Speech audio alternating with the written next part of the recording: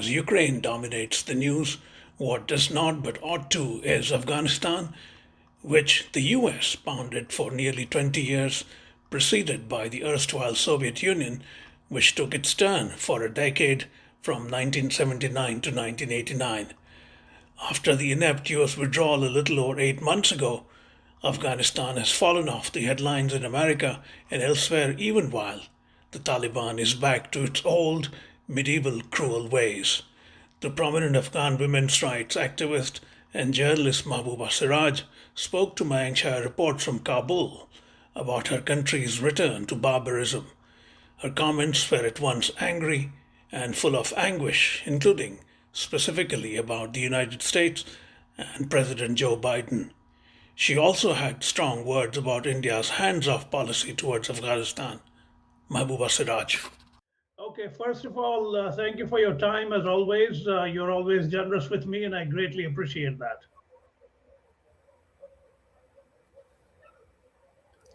I did not hear that. No, I did not hear it. I'm sorry. let's do an interview like this. No one hears anything. You're very welcome. It's been 8 months since the Taliban took over.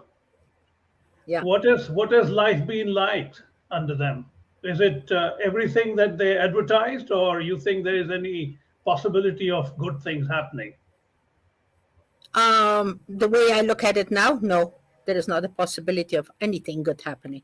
I'm sorry to say, no, really. And I don't want to be the bearer of bad news, and I don't want to be the pessimist over here and telling that the world is going to fall on top of our heads and nothing like that. But the world is really falling on top of our heads, really, literally. Oh, literally.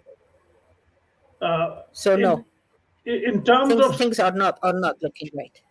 in terms of specifics, what kind of problems would you like to point out? Because they are back to their draconian medieval ways. Yeah, that's it. We are going backwards. We are going continuously backwards. Now it's very funny. Now I'm afraid to even talk because I just suddenly remember that, for God's sakes, we are an Islamic country. We were always an Islamic country. I lived in Islamic country all of my life. Right. And there are tons of other Islamic countries all around me. And none of them are scared to talk about music, for example.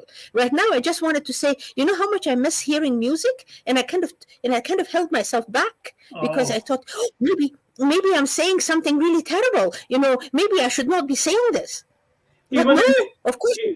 Yeah, in the privacy of your home. Yes. Right now I was just kind of holding myself back and saying, oh my gosh, I shouldn't be talking about something like that. But I really do miss music. Yeah. We all do. I miss laughter. I miss seeing happiness in the eyes of the people. I miss my Afghanistan. I miss my Kabul. I really miss it.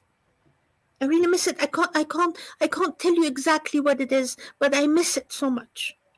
No, I can empathize with you, but what is the way out? You think is there? Because they are there for years now. They're there forever. I don't know if they can't be here like this. No, Mr. Chhaya, they cannot be here like this. If they continue doing this, if they are making me feel like this, and I happen to be a very, although I am maybe a kind of a fiery human being when it comes to my opinions and things, but I'm at the same time I have a very moderate mind, and I don't go to the extremes of anything. Right. And if they're doing this is not right. This is not sustainable. This is not good for the people. This is not right for Afghanistan. This is not the way to go. This is not the way to go. They keep on beating us all the time. Yeah. I'm sick of beating. Why are we getting beatings? And then because they're beating us, now everybody in the world is treating Afghans by beating them. They're crossing the borders, go to Iran, and Iranians are beating them. I see. And they're going to Pakistan, and Pakistanis are beating them. What on earth is happening to my people? I'm frankly at a loss. I don't know what to say. Now that you mentioned that someone like you was losing hope, I was reading the case of Zarifa Ghafari, who has had to leave Afghanistan amid serious threats to her life. How is it that someone like you is managing to stay on? Yeah, I mean, I'm staying on because the love that I have, the still the hope that I have, I think is bigger. Even now, it's becoming bigger than me, I see. bigger than everything that I see around me, bigger of all of the how shall I say, all of the hurt that I'm feeling, all of the pain that I'm feeling. It's bigger than that, and thank Yeah, God it is bigger than that. Because I really want to hang in here, and I really want to see a difference. But this is not going to. This is not right. yeah, This is really not right. The way the world is treating my people, the way the hunger here, the lack of money, and nations is here, the international community is here, but even they are, I don't know what they are doing, and I don't know who is doing what to whom, and why is this whole thing happened like this. hmm, We are so badly sold out, Mr. Chaya. I feel so betrayed and really sold out. yeah. Really. That brings me to the Everything, current. everything I believed in was sold Yeah, out. We are sold out. We are it. I you mean, know, even the ones that they are getting out of Afghanistan going anywhere, they can't even be looked after properly somewhere in the other part of the world. yeah, And yeah, and I'm so sorry about what is happening in Ukraine, with all of the miseries in there. Dear God, is horrible. It is horrible. In a way, it kind of reminds me of Afghanistan, believe it or not. I don't know why. exactly. No, But it it does. does. It I does. can see that. Yeah, it does remind me of Afghanistan of 1978 for some reason. And in my heart, really, really bleeds for them. Yeah, But at the same time, at least their people are looked upon as proper human beings by the rest of the right. world, for God's sakes. I mean, my people are not even that. I mean, this is like ridiculous. It's just like, why is it such a difference the way the world is treating us? I mean, they should be angry at Russia, but us, what happened to Afghanistan is the doing of the United States and the world. Dear God, we are not blind. We are not stupid not to know. This is a fact. This is where they put us. We were not Yeah, supposed to be here, Mr. Chaya. Not really. Really, I we were not. understand. Think But now about they, this. I was saying, think about this. For 20 years, you were pounded by the Americans, and for 10 yeah, years, you were pounded by the Soviets. yes. Where has that left you? It's killed us. It's destroying us. It's destroying this magnificent country. It's Yeah, destroying this magnificent people. It's really destroying us, Mr. Chaya. This is yeah, this is not a joke anymore. yeah. This is not something to be taken lightly. Truly, we are on the verge of a civil war again. Does the Uh, world know that? We I really think are. no. The The situation is getting so bad right now. Afghanistan has fallen off the headlines completely. I didn't get that question, No, please. I said Afghanistan has completely fallen off the headlines. Yeah, yeah, yeah. Afghanistan is just falling into pieces. It really has, Yeah. in every sense of the word. Really. So With the help of the international community, and thanks to them, uh, a huge disaster, a famine was stopped this past winter. But right. now there is going to be another season coming. So again, it's like putting those little band-aids on the gushing wounds, and it just won't help. Just won't help. And I really don't know what else we can do, what it should be happening, uh, what are the possibilities. Um, I feel like so let down, and so let down, really. Yeah. and Uh, and ha- and the things that are happening, the girls are being put in prison right now. I heard that the 10 women that they were in Bamyan, and they were in one of the programs that the Taliban arranged in Bamyan, which they were doing some publicity for themselves and for whatever. And the ladies in Bamyan, the students, they really got very upset about that. So they went and they tore all of the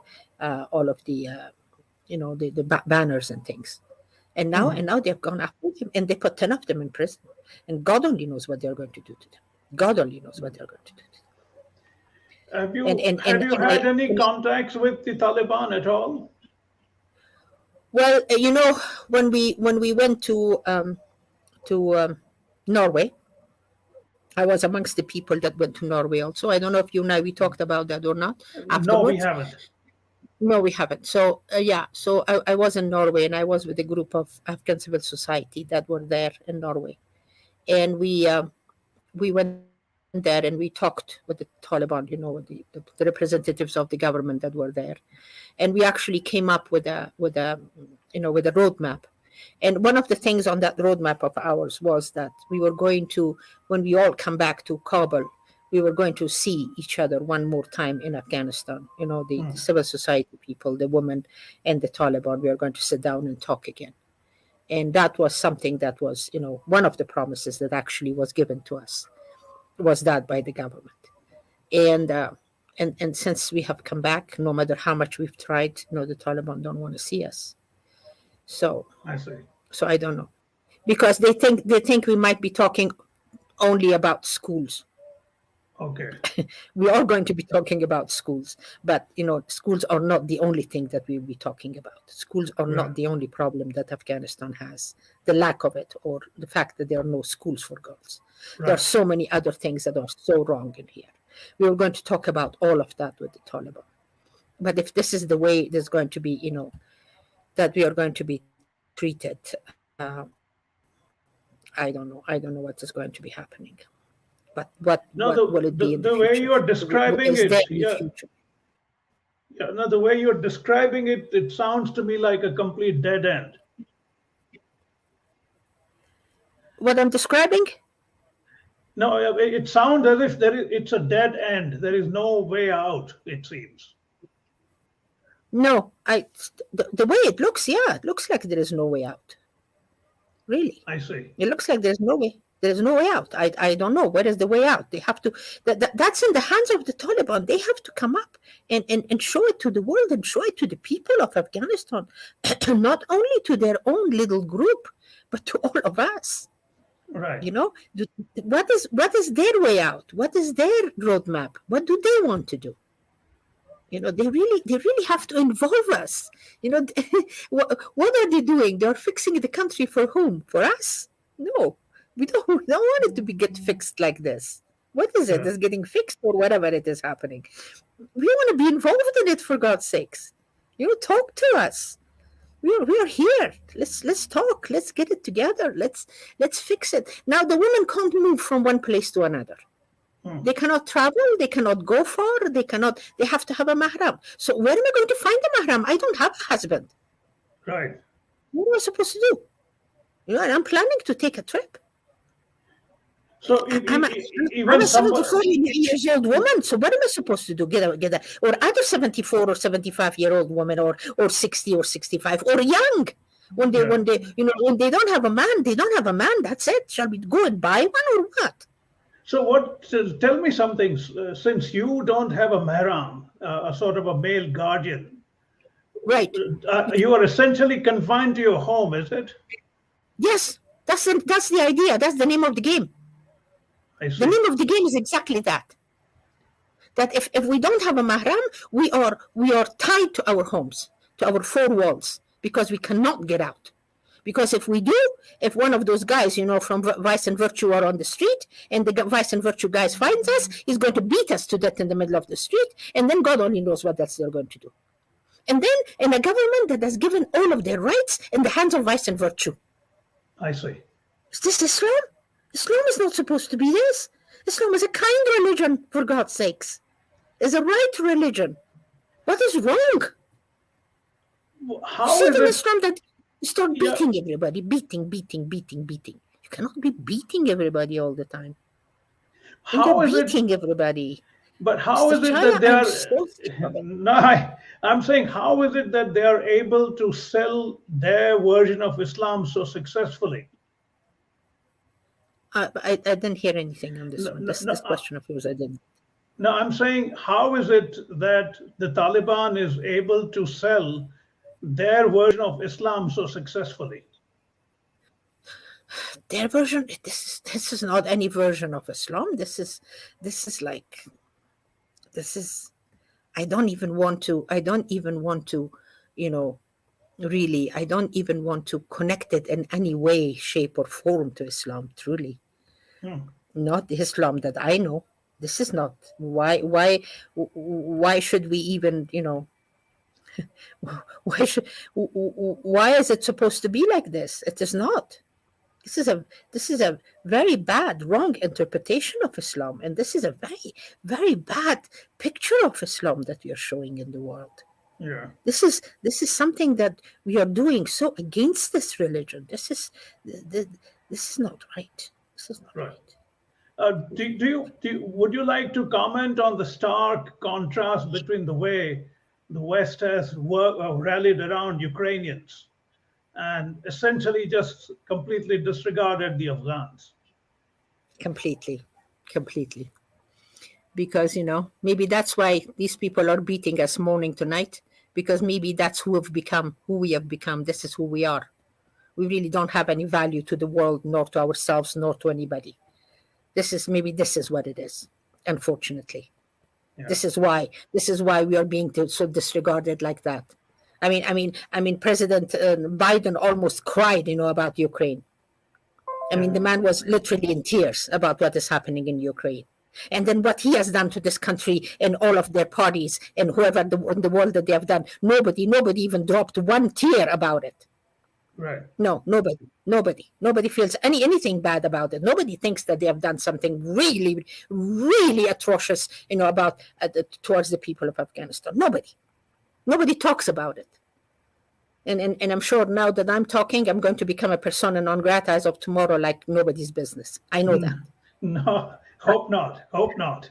No, really, but what am I supposed to do? I have to say it. Yeah. Somebody has got to say it, Mr. Chaya. Somebody Yeah. has got to say it. If that's supposed to be Mahbouba Seraj, then hey, there it goes. Right. Because on a different note, do you think there is anything a country like India can do to improve the situation at least somewhat? now, talk about India. Look at the way India is behaving. India is sitting somewhere, kind of closing their eyes, closing their ears, and closing their mouth. Don't hear, don't see, don't talk. Is that what it's supposed to be? Is that the new philosophy? With the world falling apart around you, and India is sitting, having that, no eyes and the mouth and the ears, and it's like this is it, and nobody's doing anything about it. India has not done anything. They have not even raised their voices. They have not even said anything. They nothing. Like this whole thing that is happening somewhere in another corner of the world. Has nothing to do with India. Okay, wonderful, beautiful. That's also one way of looking at it. Why not? Yeah. Because the leaders of the world can do that, so they're doing it. Yeah. No, I'm left rather depressed by what you're telling me. No, I'm sorry. Is the truth? Is the No, truth? I understand. No, I understand, but it's so tragic. I was so hopeful with India. I really, although I know that as far as the background of the way they behaved before, they do have a way of kind of a standoffish type of a situation. But like this, no. I really did not think it was going to come to this. I mean, they don't want to get involved because of Pakistan or whatever, but for God's sakes, Afghanistan was a country, was your friend, remember? Yeah. They did a lot. They spent a lot of money. They spent a lot of effort. They did a whole lot of things for Afghanistan. What happened? Now we are nothing. But do you think it's peculiar to this government, or you think as a rule India has changed? Well, that is, I really don't want to talk about the Indian policy at this point. because there are some of the things that, I don't know how right or how wrong it is for India. I'm sure there's a lot of people in India that they don't really agree with the way things are happening. But then that's, I Right. wish it wasn't like this. I wish Mr. Modi did not take this route. I really was wishing he wouldn't, but he did. So That's true. Yeah. and that is What about the role China might be playing in Afghanistan right now? Oh, the role of China. The role of China is very clear. China wants what is in our underground, and China Right. is going to get that. They could care less about anything else. Nothing. They could care less. It's just not in their. That's not the way they operate. They operate on an entirely different motto, and they're going according to that, and they haven't deviated from that. And I think that right now I say, well, at least you're really steadfast on what you are doing and your policies. So yeah, China is doing what China has always done. China wants what is underneath Afghanistan. They're going to get it. So yeah, Right. Right. fine. So at this stage, do you see any allies at all that can moderate the Taliban stranglehold? My hope was the Islamic countries. I see. My hope was with Turkey. My hope was with Qatar. My hope was with Indonesia. My hope was with Pakistan. But although they are, I don't know what kind of a neighbor they are.